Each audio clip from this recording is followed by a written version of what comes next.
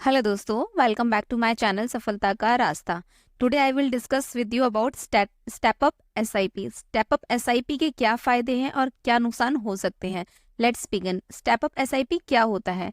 आप अपनी एक एसआईपी स्टार्ट करते हैं 5000 पर मंथ से, राइट। आप उसी टाइम इसे 10% एवरी ईयर इंक्रीज करने की इंस्ट्रक्शन सिस्टम में सेट कर देते हैं। मतलब आप स्टेप अप एसआईपी कर सकते हैं, इसे ही स्टेप अप एसआईपी कहते हैं। स्टेप अप करना मतलब आप जितना अमाउंट इन्वेस्ट कर रहे हो उसको 10 या 20% से एवरी ईयर स्टेप अप करना।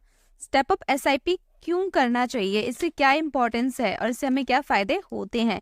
एवरी ईयर आपकी इनकम इंक्रीज होती है, राइट। साथ ही एवरी ईयर इन्फ्लेशन भी इंक्रीज हो रही है, तो अगर आप अपनी इन्वेस्टमेंट भी 10% से इंक्रीज करेंगे तो आपका पोर्टफोलियो जो है ना वो और ज्यादा स्ट्रांग हो जाएगा। तो ये बहुत ज्यादा इंपॉर्टेंट है। चलिए इसे एग्जाम्पल से समझते हैं। लेट्स एन एग्जाम्पल, आपने 5000 पर मंथ की एसआईपी शुरू करी। हम मान लेते हैं कि एक्सपेक्टेड रिटर्न उसकी 15% की एवरेज रहेगी, CAGR 15% का रहेगा। टाइम हमने हॉरिजन सिलेक्ट किया 20 ईयर्स का। तो पूरे 20 साल में आपने जो इन्वेस्ट किया अमाउंट 12 लाख रुपए आपने इन्वेस्ट कर दिए। एस्टिमेटेड रिटर्न 63,79,775 रुपीज की आपकी बन गई। टोटल वैल्यू जो आपको 20 साल के बाद फाइनेंशियल जो टोटल वैल्यू जो मेच्योरिटी मिलेगी अप्रॉक्सीमेट 75,79,775 रुपीज।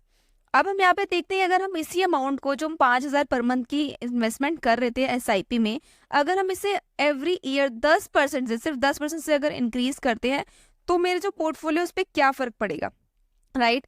तो आपने जो इन्वेस्टमेंट जो किया सेम था 5000 पर मंथ, बट आप उसने से स्टेप अप कर दे कि हर साल 10% से मेरी जो इन्वेस्टमेंट है वो इंक्रीज हो जाए। तो यहाँ पर आपका जो टोटल इन्वेस्टमेंट हुई 34,36,500 रुपए की हुई।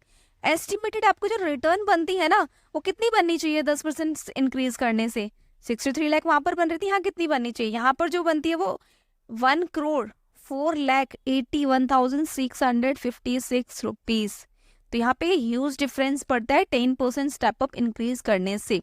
तो जो टोटल वैल्यू आपकी बन जाती है वो 1,39,18,156 रुपीज। मतलब वहां पे जबकि फाइनल मेच्योरिटी बन रही थी वो 75 लाख की बन रही थी, यहाँ पर बन रही है 1,39,18,156।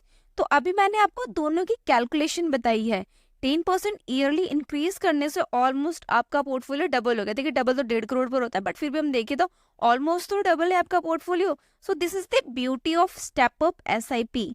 सो I would suggest you should opt step up SIP. वो भी, लेकिन हाँ ये भी है कि आप जो अफोर्ड कर सकते हैं उसी को ऑप्ट कीजिए। अगर आपको लगता है कि मैं इंक्रीज नहीं कर सकता तो मत कीजिए, बट अगर आप कर सकते हो तो डेफिनेटली कीजिए। ऑल दो एसआईपी में कोई बाउंडेशन नहीं होती। जब भी आपको लगता है कि मैं अफोर्ड नहीं कर सकता तो आप इंस्टॉलमेंट स्किप भी कर सकते हैं, राइट।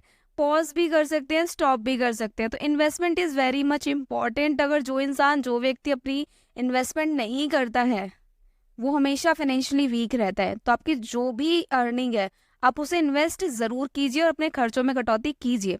अगर आपको वीडियो अच्छी लगी तो आप इसे लाइक और शेयर कर सकते हैं। और अगर आपको फाइनेंस से रिलेटेड वीडियो पसंद करते हैं तो आप मेरे चैनल को सब्सक्राइब भी कर सकते हैं। एंड में थैंक्स फॉर वॉचिंग।